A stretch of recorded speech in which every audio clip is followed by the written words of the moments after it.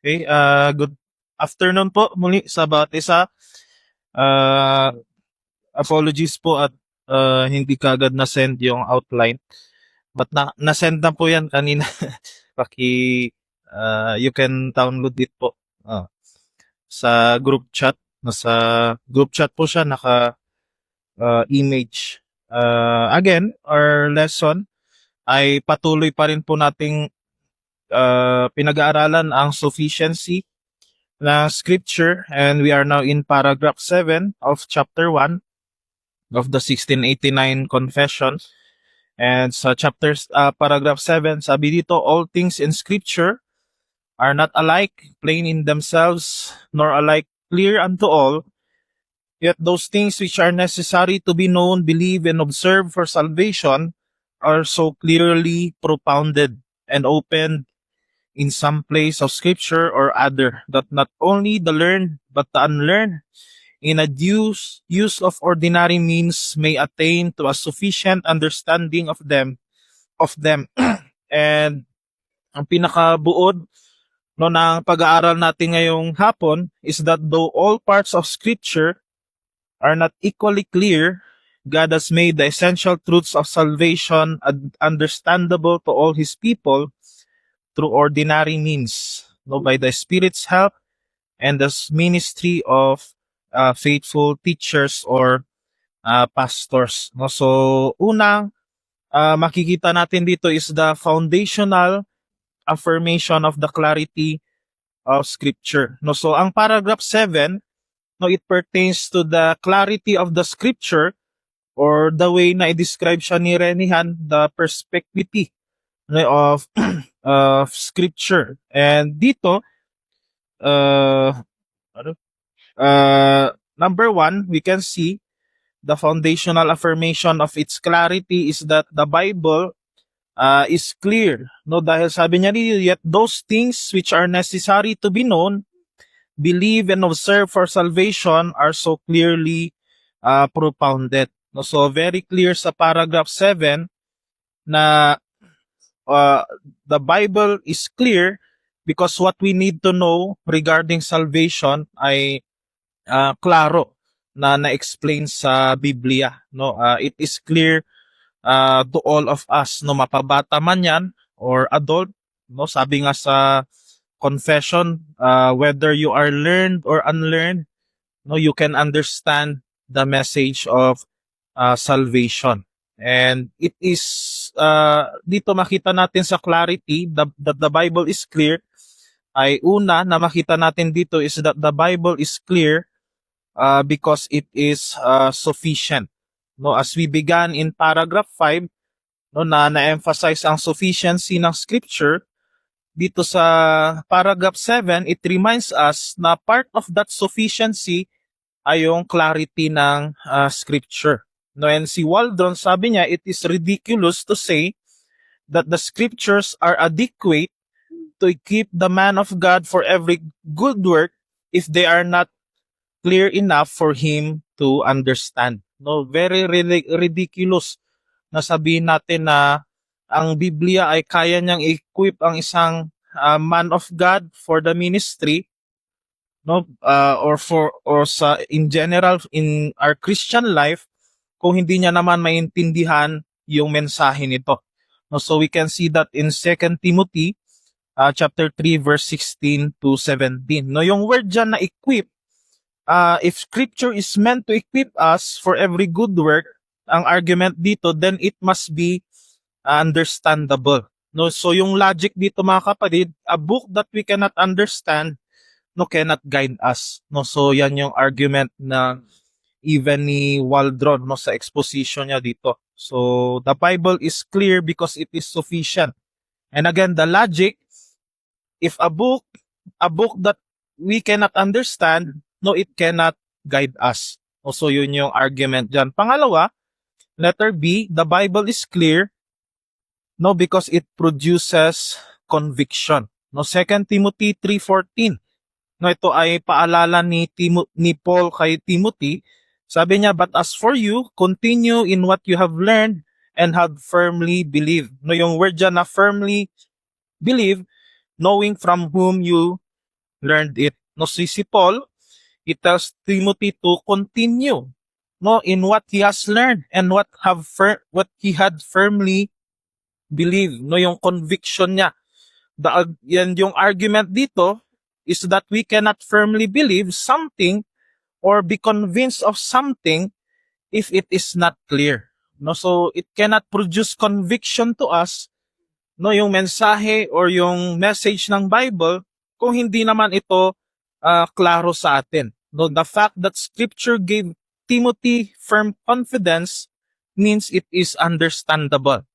No, so take note yung context nito, yung pinapaalala dito ni Paul is simula nung pagkabata mo pa, no, ay napag-aralan mo ng scripture na ipangaral na ito sa iyo, and it produced conviction in you. No, it means that scripture, no, is understandable, no, and it had produced conviction in him. No, letter C, we can see here, ito naman ay mga repeated claims ng scripture regarding its clarity. No, so you can read that on your own starting from 2 Peter 3:16, no, until Deuteronomy 30 verse 11 to 14. No, so even sa Psalm 119, babasahin ko lang to, 105, sabi dito, your word is a lamp to my feet and a light to my path. No, and sa Psalm 119 130, the unfolding of your word gives light. It imparts understanding to the simple. So it reminds us, no, it only shows us that God's word gives light, guidance, and understanding, no, sa bawat isa.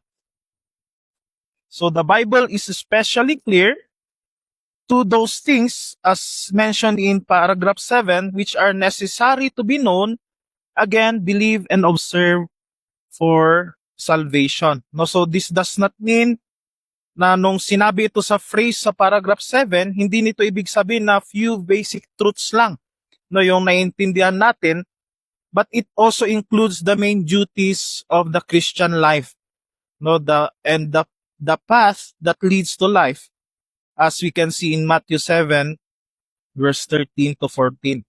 Therefore, while other parts of scripture are harder, no, we admit that may mga portions ng scripture na mahirap intindihin, but God has made the essential things for salvation clear to all believers.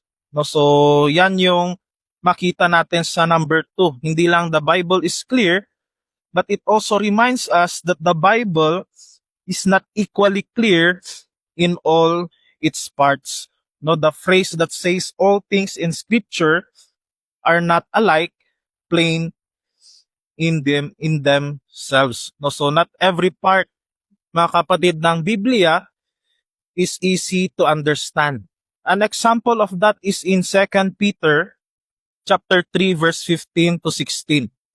No, sabi dito, and count the patience of our Lord as salvation, just as our beloved brother Paul also wrote to you according to the wisdom given him, as he does in all his letters when he speaks of them of these matters.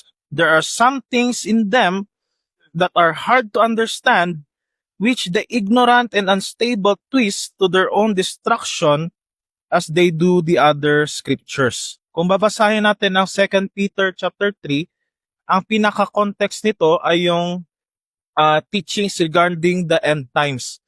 No, so maski si Peter, ina-acknowledge niya, no, dahil na-tackle din to ni Apostle Paul, na ito yung mga portions ng scripture, especially yung end times, na mahirap intindihin. Dahil mahirap siya intindihin, no, ang mga false teachers or yung mga ignorant, no, twist nila yung katotohanan nito. No, and yan yung makita natin na evidence why some part of the scripture or the Bible are hard to understand. No, so inadmit yan ni Peter na some of Paul's writings are hard to understand. No, hindi lang sa end times but also sa concerning theological teachings. But he makes clear that only some things are difficult. No, very clear naman yan sa sinabi niya sa Second Peter chapter 3. Some things, no, the word some.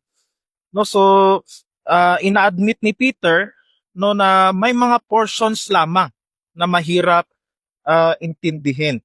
And Peter also points out na concerning sa mga ignorant people that they tend to distort yung mga teachings na ito sa scripture. No, sa isa pang example sa 2 Timothy 4:3, sabi dito, the time is coming when people will not endure sound teaching, but having itching ears, they will accumulate for themselves teachers to suit their own passions. No, so Paul is speaking of people no na who cannot bear, no, hindi nila ma-bear yung teachings of the word of God. No, and ito yung example even ni Jesus Christ sa John chapter 6 verse 60 na dahil hirap nila itong intindihin, ang argument nila ay this is a hard saying, no, sino ang makakaya na pakinggan ito, no, na pag-aralan ito. And the reason na binibigay even ni Waldron is that ang pinaka-reason lamang kung bakit nag-struggle ang isang tao sa scripture ay hindi sa kadahilanan na mahirap intindihin ang Biblia, but ang reality is they lack spiritual understanding. No, they have spiritual inability. And dahil ang requirement sa hard sayings ng scripture is maturity, no, for you to understand it. So kung may mga portions na hindi tayo maintindihan sa Biblia, hindi nun ibig sabihin na ang Biblia ay ang hirap aralin. Ibig sabihin lang nun ikaw ay immature, no, hindi deep ang understanding mo, no, or you are still growing, no, sa pag-aaral mo sa salita ng Panginoon. No, some examples of hard sayings ay sa John chapter 6 verse 53 to 56, no, sinabi dito ni Christ na unless you eat the flesh of the Son of Man, no, and drink His blood, you have no life in you. No, even in Matthew 16 verse 24, if anyone wants to follow me, let him deny himself, take up his cross, and follow me. No, part niyan, even yung sa Genesis 22, verse 2, yung command ni Abraham to sacrifice Isaac. Even in Luke chapter 14, verse 26, na ito mahirap din tong intindihin nung sinabi na if anyone comes to me and does not hate his own father and mother, he cannot be my disciple. No, so it is a hard saying that uses a strong language. Dapat i-hate mo ang father and mother mo, no, para lang maipakita yung true commitment mo sa Panginoong Hesukristo. Even in Romans 9 verse 13, no, sinabi dong Jacob I love, but Esau I hated. No, some are saying na may pamimili ang Panginoon, no, even yung sa Matthew 5 verse 29, if your right eye causes you to sin, tear it out. No, these are hard sayings. No, or kung nagkakasala ka, gamit yung kamay mo, no, putulin mo. No, these are hard sayings that requires maturity, no, for us to understand.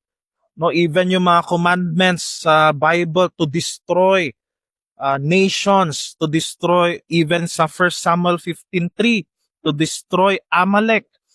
No, or sa 1 Corinthians 11:10, the woman ought to have a symbol of authority on her head because of the angels. No, it requires maturity, no, to understand these teachings. Even in 1 Peter 3:19, ano ba yung katotohanan dito that Christ preached to the spirits in prison? No, ano bang ibig sabihin nito? No, so ang argument lang dito ay even by Waldron is that they cannot handle the truths of the scripture, no, kaya they choose teachers na mangingiliti sa kanilang tenga because they cannot handle the truths of the scripture, No, they do not understand the history behind it, or they cannot grasp the doctrine it teaches because they are spiritually weak, not the Bible itself. No, and this is the reason why the Bible is not equally plain in every place. No, so ang punto dito mga kapatid is the fact that some passages are hard does not take away the Bible's overall clarity and usefulness. No, again, dahil mahirap intindihin yung mga portions nito sa Bible, hindi nito ibig sabihin or hindi nito tinatanggal no yung overall clarity and usefulness ng scripture. The word of God is still clear enough to guide, teach, and save us. No, so yan ang reminder dito. Pangatlo, the Bible is not equally clear to all. Now, from the phrase not alike clear unto all sa paragraph 7, again, ginamit yung 2 Timothy 3:15 to 17. And verse 15 sabi dito concerning Timothy, how from childhood you have been acquainted with the sacred writings, which are able to make you wise for salvation through faith in Christ Jesus. 16, all scripture is breathed out by God, profitable for teaching, reproof, correction, training, and righteousness. And sa end, sabi niya, so that the man of God may be competent, equipped for every good work. So itong passage na to, it shows us different people's experiences concerning the scripture. Dahil may dalawang dinidistinguish dito. Yung una, yung bata, and yung pangalawa ay yung man of God. And it reminds us na sa verse 15 that a child can understand what leads to salvation. And an example of that is Timothy, na simula pagkabata niya, no, na ipangaral sa kanya ang scripture until the point na he came to faith no, in the Lord Jesus Christ. No, so from the earliest stage, no, Timothy could understand the scripture which gave him wisdom that led to his salvation. So it reminds us that scripture are clear enough to give even a child the wisdom that leads to salvation. No, so yan yung clarity ng scripture. Na even yung pinakabata, no, maiintindihan niya ang mensahe ng gospel. So, but, meron ding katotohanan that deeper maturity is needed for full understanding. And yan yung makita natin sa verse 17. Yung man of God dyan ay someone who is mature. Someone who is spiritually mature, no, as a believer. And take note of this word, yung man of God, no, mas may expound pa yan mamaya sa ating next na point. But dito, we can see that scripture is clear enough for the man of God to be able to equip him for the ministry. So it reminds us that the same Bible that a child can understand at a basic level also requires greater maturity, training, and spiritual growth to understand its fullness. No, so yan yung difference. Naintindihan siya ng bata, ng isang child, and it also, para mas maintindihan yung deeper or hard teachings ng scripture, it requires a man of God, someone who is mature, no, para maintindihan ang mga katotohanan ng scripture na malalalim. No, so the point is the Bible has depths that require growth, training, and spiritual maturity. No, it requires spiritually mature readers. No, so the difference here is not in the Bible but in the person. No, so the Bible is not clear to all because people differ in maturity. No, yan yung katotohanan bakit hindi tayo pare-parehas ng understanding. No, bakit hindi pare-parehas yung lalim natin sa pag-aaral ng scripture, because we differ in maturity, we differ in knowledge, no, we differ in our spiritual growth, and we differ in our experiences. No, believers begin at different levels of understanding. No, hindi tayo pare-parehas na nung nanampalataya tayo ay alam na natin yung doctrine of election, so predestination, sovereignty ng Panginoon, no, covenant theology, no, hindi naman yan instant na nung naging believer ka ay alam mo na lahat yan. No, some grow, but verse 17 reminds us, some grow to be a man of God, equipped for every good work. No, some remain spiritually immature or untrained. No, so that's the reality for those na claiming that they are matagal ng Kristiyano, no, pero walang lalim, no, sa salita ng Panginoon. No, one indication is that they are immature and they are untrained in the scripture. But the scripture remains clear enough, again, for salvation and clear enough to equip mature believers. So number 4, pang-apat na katotohanan concerning the clarity of scripture is that the Bible is accessible to all believers.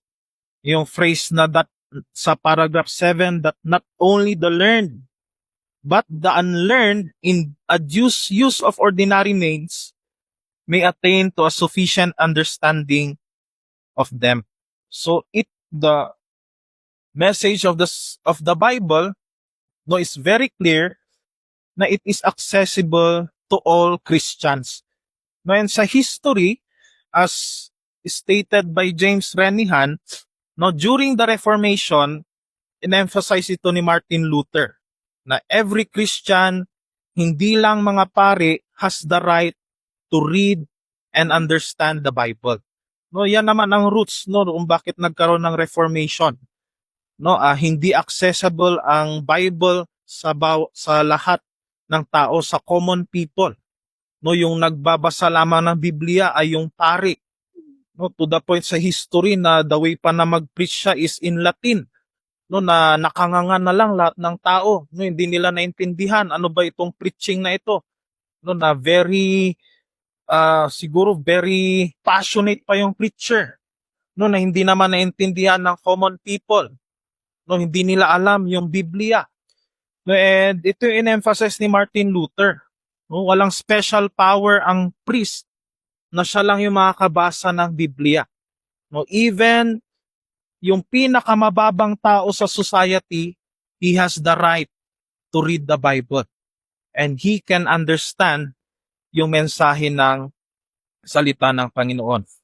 No, so ito yung emphasis ng Reformation. And ito yung hindi naintindihan ng mga Roman Catholics. No, yung clarity ng scripture na it is accessible to all. Dahil sa pagkakaintindi nila, no, misrepresent nila ito. And in history, there was a man named Cardinal Bellarmine claiming that Protestants were saying that since the Bible is clear, no interpretation is needed.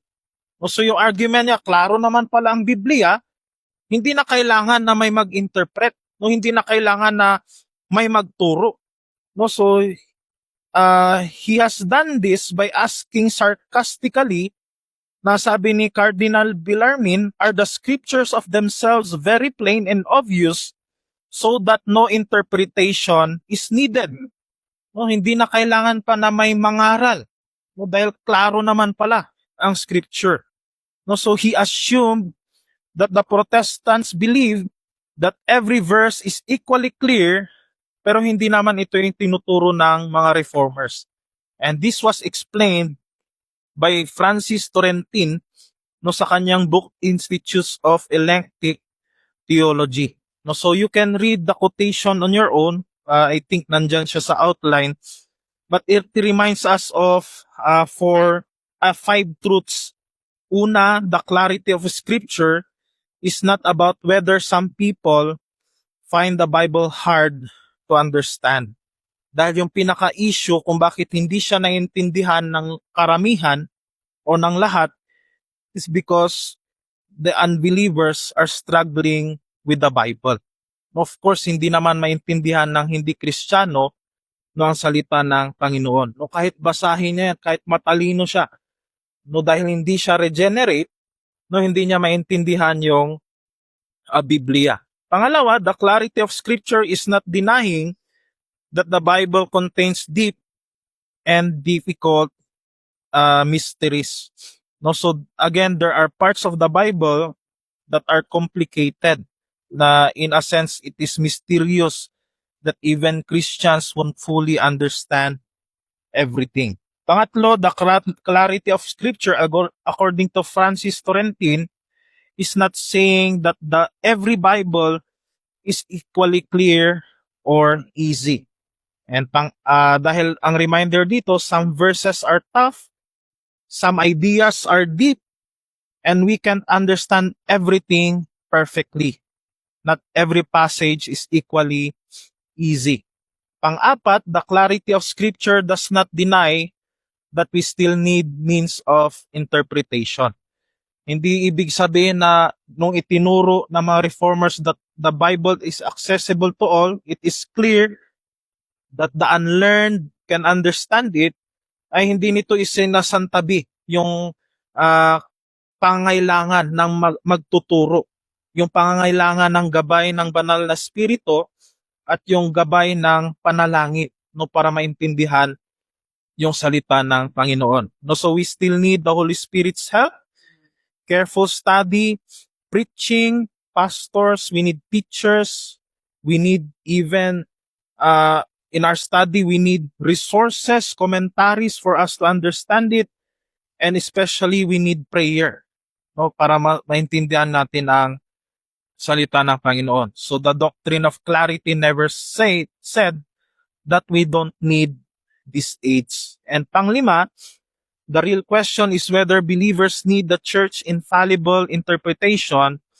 to understand essential truths. Take note sa context niya historically, ang view ng Roman Catholic, ang view ng priest, sila lamang yung may kakayahan, no, na mag-interpret sa scripture. Pero yung real issue is that are the teachings necessary for salvation clear enough for ordinary believers to understand without the church infallible authority? Ang answer ng Catholic ay no, pero ang answer ng Protestant ay yes. No, so that's what we can see sa explanation ni Francis Torrentin, no, sa kanyang book na Institutes of Eclectic Theology. No, so second, this is our last point, the clarity of scripture and the need for means of interpretation. Of course, number one, sa clarity ng scripture, we need means for us to understand it. And number one, we need the Holy Spirit's guidance. No, sabi ni Rob Ventura sa exposition na ng 1689, this paragraph states again that all scripture is not equally plain and clear, while the things necessary for salvation are clear. The Bible clearly reveals those things that are necessary for salvation. The educated and uneducated can attain to a sufficient understanding of those things in a due use of ordinary means. At dinagdag niya, they must of course receive the illuminating ministry of the Holy Spirit.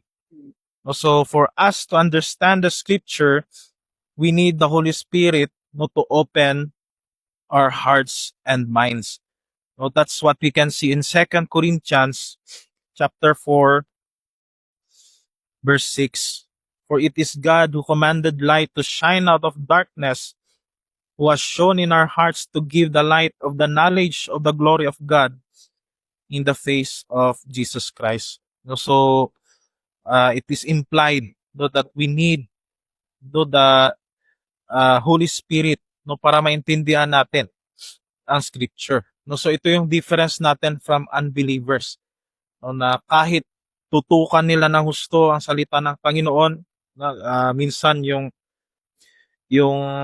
motive nila is to refute Christianity, no, hindi nila ito lubos maintindihan, no, because they do not have the Holy Spirit guiding them. No, so we need the Holy Spirit's guidance And pangalawa, of course, is the need to seek God through ordinary means. Sa paragraph 6 na pag-aralan natin nung last Sunday, it teaches us that we need the Holy Spirit to understand the Bible in a way that leads to salvation. Pero sa paragraph 7, it reminds us na meron din tayong responsibility for us to understand the Scripture. And your responsibility na yun sa pag-aaral is we can see na ito yung, again, yung essence ng paragraph 7, yung word na in a due use of ordinary means. What is this ordinary means? Una, through reading the Bible regularly. So ito yung ordinary means for us, para mas mag-grow tayo sa understanding natin ng Scripture. Reading the Bible regularly. Pangalawa, through paying attention to its plain and simple meaning.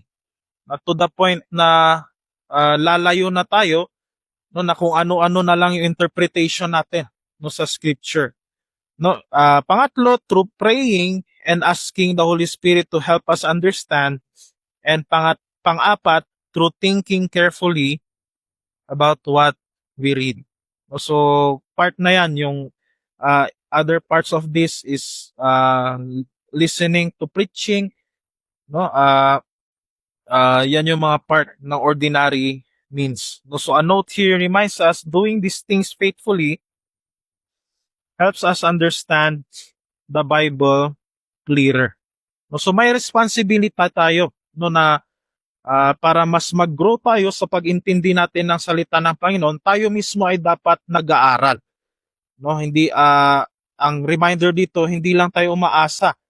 So sa nangangaral sa atin, we also have the responsibility that in our own way,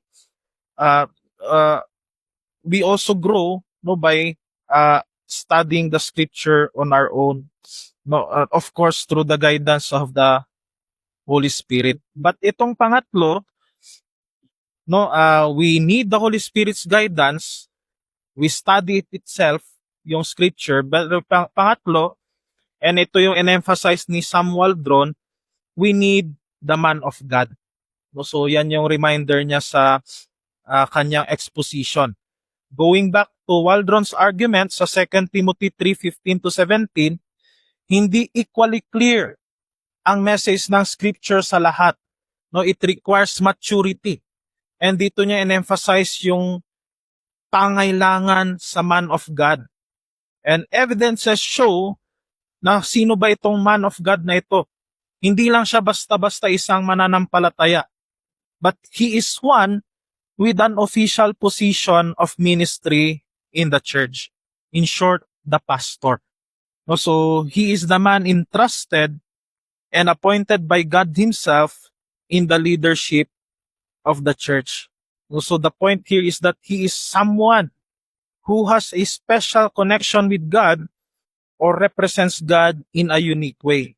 So among God's people, sa isang church, itong taong to, the man of God, has a special role because he is the one who represents God by teaching His Word, guiding His church, and caring for His people. Hindi ibig sabihin nito na mas mataas siya sa ibang Kristiyano or mas elite siya, but it simply reminds us that he has a unique responsibility to speak God's truth and lead His people faithfully. Yan lang yung pagkakaiba niya sa isang believer. Hindi siya angat, pero yung pinagkaiba lang niya, he is speaking God's truth and siya yung may responsibility to lead the flock of God. So 3 lines of thought would justify this conclusion. Una, the man of God in the Old Testament was not used for all godly Israelites. It is only reserved for those who are leading them. And we can see here examples in Deuteronomy 33. The man of God is Moses. Sa 1 Samuel 9 verse 6-8, the man of God was Samuel, the leader during that time. In Nehemiah 12 verse 24-36, the man of God was David. no, the leader. Sa 1 Kings verse 17 to 18 and 24, the man of God was Elijah. No, sa 1 Kings 13:1, no, an unnamed prophet na isinugo ng Panginoon sa Bethel was the man of God.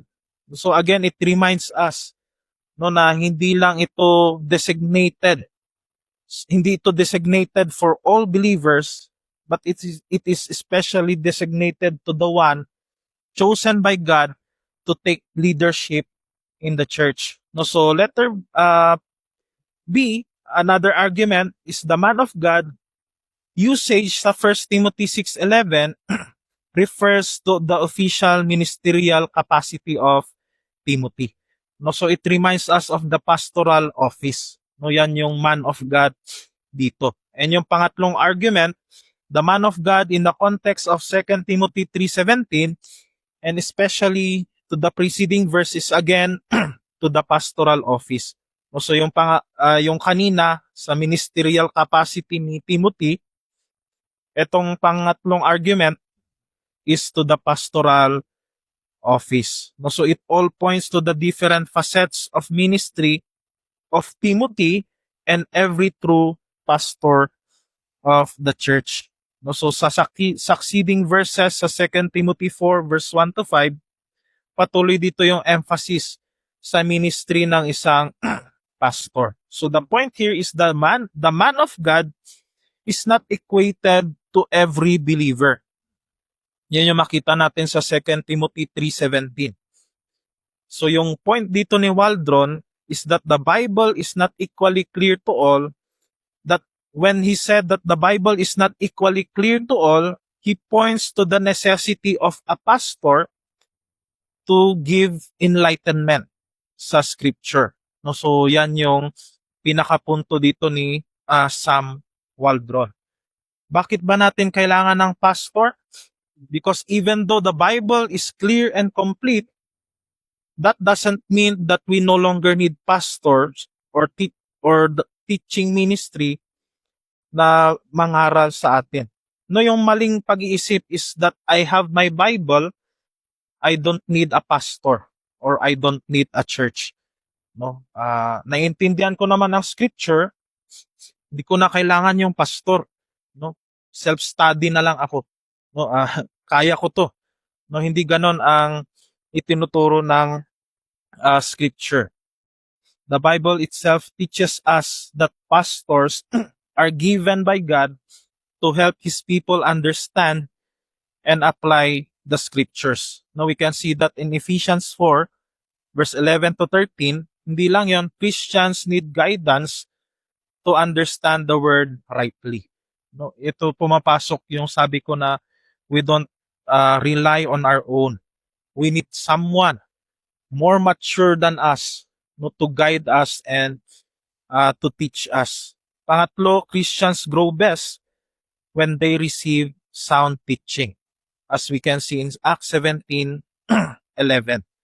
So a note reminds us that pastors have no special spiritual powers. Di naman sila Superman or they do not have special priestly authority that sets them above everyone. Their authority lies in the word they teach. So ito yung pinaka-authority ng isang pastor sa iglesia. So hindi ko lang maiwasan yung topic kasi nasa paragraph 7 concerning pastors. So God uses pastors to help people come to faith. So even though God can save without the pastors, pero sila ngayong ginagamit ng Panginoon upang mangaral sa iglesia. Pastors are essential for the ongoing growth, health, and maturity of the church. Kaya hindi mag-grow ang isang church kung wala siyang pastor. Hindi dito rin pumapasok yung teaching na hindi mo pwedeng sabing church ang isang church kung wala siyang pastor. So the Bible and the pastor work together. God's word is perfect and the pastor is a God-given guide to help believers understand it rightly. No, so ang point dito ni Waldron, we are never to downplay either the Bible or the pastor. No, we need the Word of God and the man of God. No, so yan ang point ni Waldron dito. No, so as we end, no, challenge dito is that we must continually depend again on the Holy Spirit, no, for guidance, no, for us, for him, for the Holy Spirit to open our eyes, no, to soften our heart, to break our heart, no, as we study his word. No, and it reminds us na i-admit natin yung limitations natin, na hindi tayo mag-rely, no, sa understanding lang natin. No, we need God, no, we need the Holy Spirit to guide us. No, dito rin pumapasok na we trust him, the Holy Spirit, to bless the preaching, no, to bless the teaching, study and meditation of God's word. No, hindi lang yan, we must reject modern individualism. No, we cannot think that we can live and grow as Christians all by ourselves.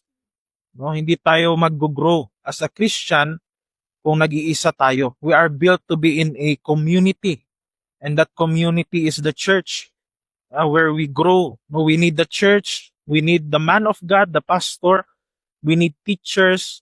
No, we are never designed to be in isolation. No, we need guides, no, in understanding the Bible. Huwag mo isipin na alam mo na lahat. No, na pag may nangaral sa'yo ay, alam ko na yan. No, parang review na lang, no, basic. Hindi tayo ganon, no, sa pagtrato natin, no, sa pangangaral sa atin. No, we need guides. No, tulad nga nung argument ng eunuch sa Acts 8:31. No, how can I understand this unless someone guides me? No, so even that man knows, no, that he needs someone to teach him, someone to guide him for him to be able to understand the scriptures clearly. No, so we must stay humble and teachable. No, so we must have a humble attitude toward the pastor and toward the spiritual teachers. Hindi nito ibig sabihin na blind trust, na basta sinabi ni pastor, susundin ko. No, ay pastor lang ako. Sa sinasabi niya lang, hindi tayo blind trust, but we are humble. We have to have a humble, teachable heart that also search the scriptures to confirm what is taught. No, as an example by the Berean believers, that as may nangangaral, no, tinitignan din natin, no, kung tama ba yung pinapangaral niya. No, so make full use. Panglima, make full use of the public ministry of the word. No, so don't allow anything to hinder you from benefiting from preaching. No, wag mo i-allow na may maging hindrance, no, para hindi ka maka-church, no, at hindi mo mapakinggan, no, ang pangangaral ng salita ng Panginoon. No, wag mong bigyan ng way yung mga hindrances mo sa buhay, especially sa Sunday, no, very challenging. Na before we go to church, may mga challenges tayong hinaharap. No, wag nating hayaan na maging hindrance ito, no, para out of focus tayo sa pakikinig ng pangangaral ng salita ng Panginoon. And pang-anim, always remember that the Bible is our guide in life, because Scripture is clear and complete. No, it is the main source for knowing how God wants us to live. Well, the Bible gives wisdom for major life decisions, for it shapes how we think and what we should value. Pang-pito, we must never think that the Bible is unclear because people disagree. No, may mga arguments tayo, bakit iisa lang Biblia natin? No, pero iba-iba tayo ng stand. No, bakit merong amil? Bakit merong pre-mill? No, bakit merong post-mill? No, bakit merong dispensation? No, bakit may hindi naniniwala sa election, sa predestination? No, bakit merong creedal bap? No, bakit merong pedobap? No, ito yung mga arguments natin. No, but here we can see that many will say that pastors disagree, theologians are disagreeing within themselves, even in the Reformed circle, may iba-ibang stand, so we can't be sure na totoo yung tinuturo ng scripture. No, maling pag-iisip yon. Mga kapatid, disagreement does not prove that the Bible is confusing. No, it proves people are sinners. No, bakit iba-iba tayo ng view, stand? It all falls down to the reality that we are sinners. We are sinful. No, tandaan natin, if we are not sinful, hindi natin ma-misunderstand ang Bible.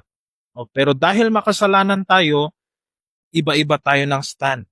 No, even great men of God can still be wrong because they also have remaining sin and blind spots. No, example na lang sa Lord's Supper. No, makasalanan si Luther at Zwingli. No, kaya may issue sila concerning the Lord's Supper. No, bakit iba sila ng stand? No, when it comes to church government, no, bakit iba ang stand ng Puritans, ibang stand ng Anglicans? When it comes to baptism, bakit iba ang Presbyterian? Bakit iba ang Reformed Baptist? No, in creed, bakit sila pedo? Bakit tayo credo? No, ibig sabihin ba nito ay confusing as scripture? Hindi. No, makasalanan tayong lahat. No, we are still in the process, no, of growth in holiness, in sanctification. No, bakit sa US ngayon may debate sa slavery? No, social justice. No, bakit iba-iba yung stand dyan? No, bakit may classical? Bakit may federal? No, no, it all boils down again that we are sinners. No, hindi tayo magmimit. No, magmimit na lang siguro tayo into perfection. Of course, sa langit. No, doon natin mapapatunayan na totoo ang creedal bapya. Na joke lang. uh, uh, joke lang yun. So number 8, lastly, we must believe that scripture is sufficient and clear for every question in life.